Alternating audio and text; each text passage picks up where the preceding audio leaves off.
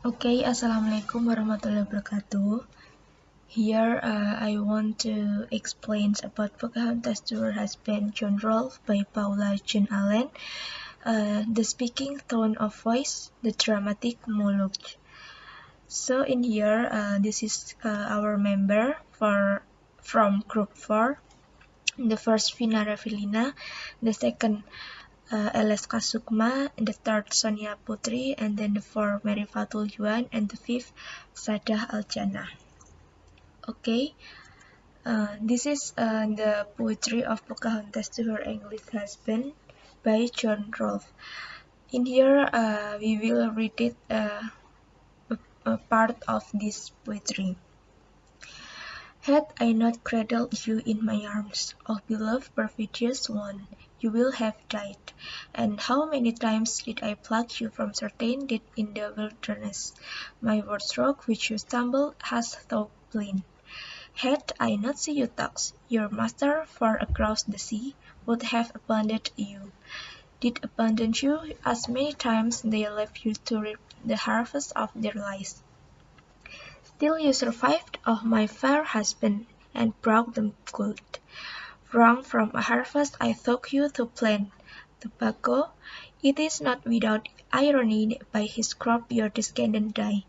For other powers than those you know take part in this, and indeed I did rescue you not once but 1,000 times, and in my arms you slept, a foolish child. And beside me you played chattering nonsense about a god you had not written the name, and wondered you at my silence. Simple foolish want made you so dusky doctor of hidden series, who know not the ways of grace. No doubt, no drop, and etc. You can read this. And then the next, and this is from our form or structure by Pocahontas poetry. Okay, this poem portrays Pocahontas as a strong and powerful woman that was betrayed by her husband. Her husband saw her as a child and did not respect her opinion. In the poem, she tells John that he is foolish for being loyal to England. She is constantly saving him and teaching him ways to survive. Many names that she calls him in the poem, such as "Oh beloved" and "my fair husband," give the idea that she loves him, but the lines of the poem make it sound like she is bitter toward him.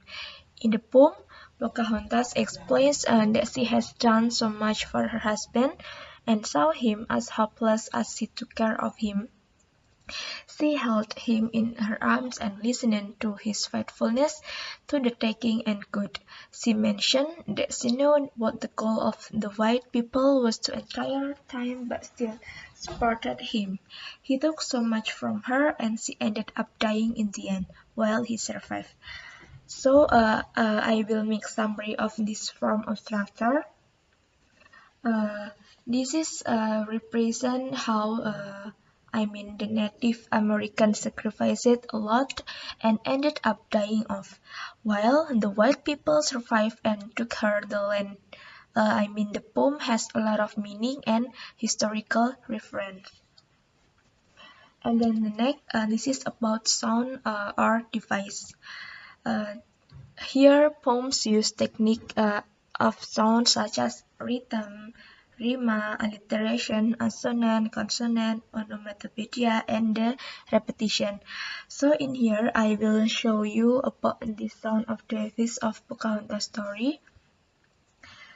In here, we have done right in this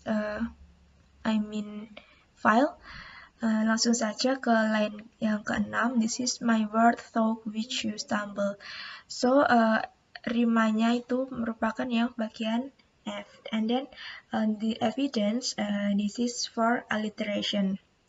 Nah, kenapa di sini sudah dijelaskan untuk yang garis kuning itu merupakan evidence of alliteration, assonant, consonant, onomatopoeia, and then repetition. And then the word yang digaris bawahi itu merupakan rhythm. Sedangkan yang simbol ada titik di atas ini itu merupakan stress or syllable. Jadi di sini di line 9, your master's far across the sea. Di sini rimanya itu yang G. Kenapa disebut konsonan? Karena di sini ada stress or syllable. Jadi itu termasuk yang konsonan. Seperti itu dan seterusnya. So I will jadi nanti saya akan memasukkan datanya di akhir PowerPoint biar teman-teman bisa melihat juga seperti ini. Lanjut. Kemudian yang imagery. And how many times did I pluck you from certain death in the wilderness, and then my wardrobe which you stumble as though blind. Jadi, in references to how he was foreign to the woodlands and the native areas from which Pocahontas was raised and lived, her husband encountered many life-threatening situations in which his wife, Pocahontas, saved him and led him away from harm's way in a motherly way as a mother protects and fears a helpless child from danger in the world. And then tone or mood, it is bittersweet. Pocahontas sounds angry and unpleasant. I understood to play and still protect you, going so far as to die in your keeping, and you decipher my husband, father of my son, survive, and your spirit bearing crops slowly from my teaching. So, however, she also speaks with so much love and care as she calls him, "Oh, beloved, oh, my fair husband," and has tried many times to pluck you from certain jade in the wilderness. In here, I mean, if they understand these elements, they will be able to break down the poem.